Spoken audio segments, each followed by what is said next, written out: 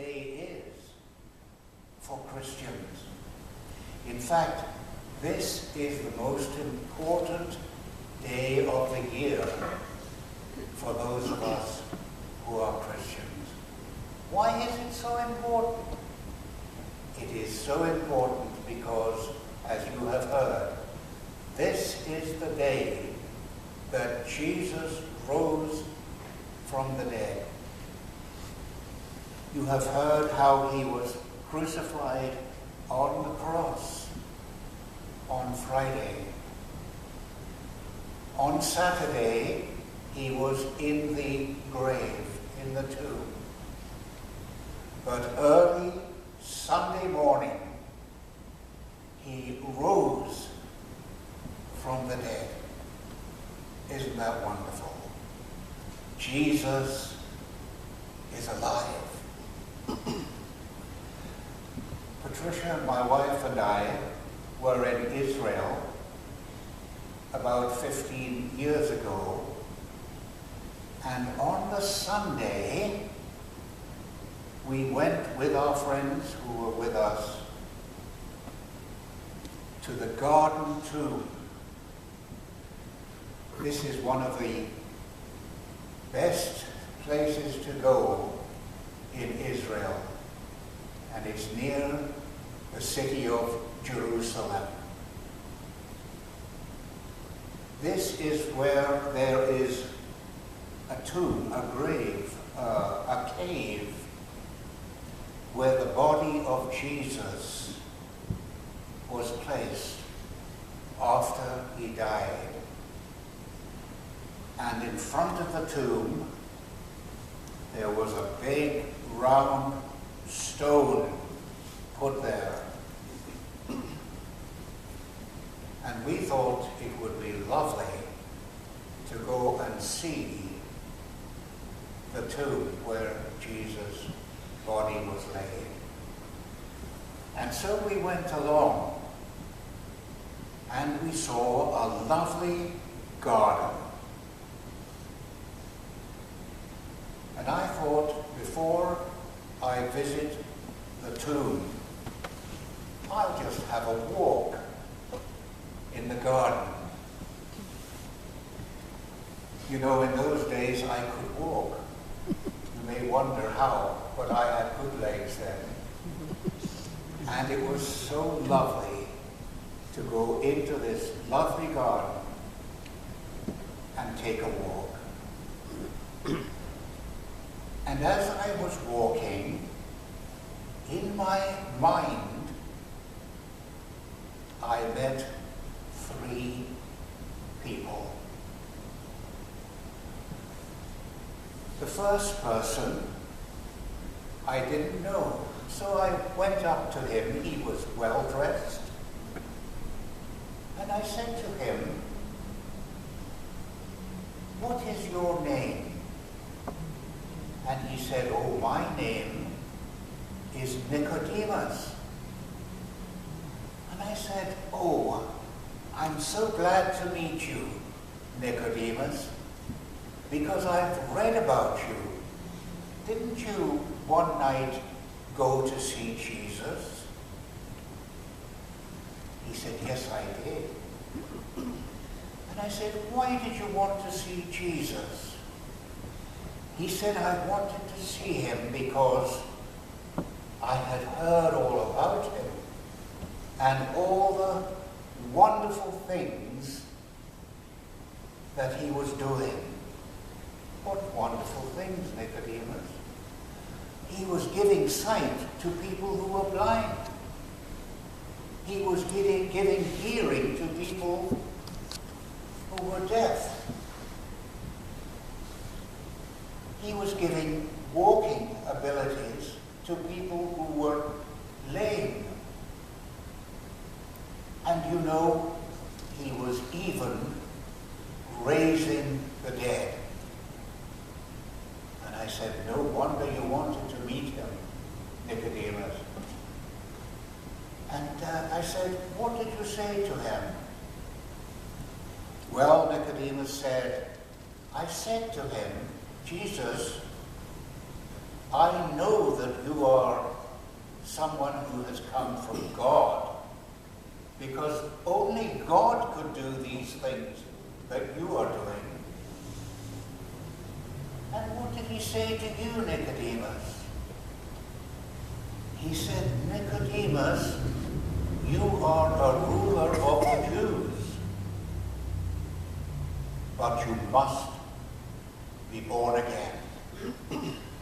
Born again, said Nicodemus. How can anyone be born again? Can he enter into his mother's womb and be born a second time? And Jesus said, unless a person is born of the Word of God and by the Spirit of God, he cannot see the kingdom of heaven. Ah, said Nicodemus, I know what you mean now, and I believe. And I said, what did you do then, Nicodemus? He said, I became a follower of Jesus. And I said, oh yes, I remember that when you were with the other Jewish rulers, they were all saying Jesus was not a good man, and you stood up for him. And Nicodemus, they told me that when they took the body of Jesus down from the cross, you brought spices to embalm him. Thank you so much, Nicodemus. Thank you for doing so much for Jesus. Yes, he said, I am a follower of Jesus, and I can't do enough for him. And so I walked on, and just a few yards ahead of me, I saw a lady. She wasn't a rich lady, obviously. She had a lovely smile on her face. And I said to her, excuse me, madam, but were you a friend of Jesus? She said, yes. My name is Mary Magdalene. And you know, once I met Jesus, and I thought he was going to be very angry with me because I was such a bad woman. But he wasn't angry. He loved me. And he said, Mary, I forgive you for all that you've done. He forgave me. And I became a follower of Jesus. And I said to her, Mary, have you come to look at his body in the grave? She said, no. I said, no. Why have you come then? Well, she said, do you know, this morning, before even the sun had risen, I came to the grave, to that cave you see in the distance, and she said, I looked, and he wasn't there. There was no body. But she said there were two men sitting there, all dressed in white. And I said to them, where is Jesus? What have you done with him? And they said, he's not here, Mary. He has risen. And then she said, I looked outside, and there was a man I thought was the gardener of this lovely garden. And I said to him, sir, could you tell me where they have taken the body of Jesus? He turned around and he said, one one word. He said, Mary. And immediately, I knew that it was Jesus. Immediately, I recognized his voice. And so I said, Mary, that was wonderful. I can see now why you have not come to see the body of Jesus. Because it's not there. She said, no. It's gone. Jesus is alive. I walked on. And in front of me, I saw a big man. He looked as if he were a fisherman. And I thought, perhaps I know this man. And I went up to him. And I said, could you be Simon Peter? He said, yes. You got it right first time. And I said to him, Peter, I want to thank you for all you did for Jesus. And I hear that when the soldiers came to take him away, you drew your sword and were ready to fight for him. He said, yes. But you know what Jesus said? Peter, put your sword back. We're not fighting in that kind of battle.